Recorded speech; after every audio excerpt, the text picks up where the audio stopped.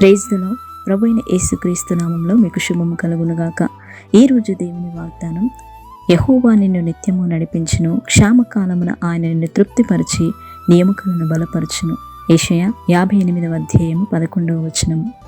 కృపా కనికరము కలిగిన గొప్ప దేవుడు నీకు తోడైనాడు గనక నిత్యము ఆయనే నిన్ను నడిపించును. క్షామకాలమున అనగా బలహీనతలో, అస్వస్థతలో, ఎటువంటి వ్యాధి అయినను, రోగమైనప్పటికీ ఆయన నిన్ను విడిపించుటకు ఆయన శక్తిగల సమర్థుడు.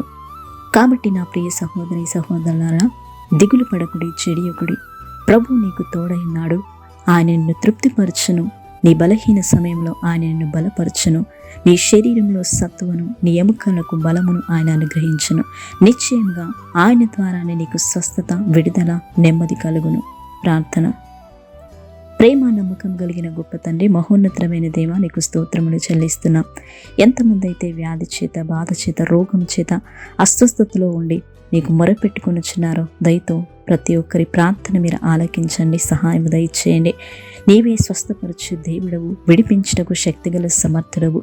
కాబట్టి మీరే మాకు తోడైండి నడిపించమని, నీ సాక్షులుగా ప్రతి ఒక్కరిని మీరే లేవనెత్తమని నజరేయుడైన యేసుక్రీస్తు నామములో ప్రార్థించి అడిగి వేడుకుంటున్నాము తండ్రి. ఆమేన్.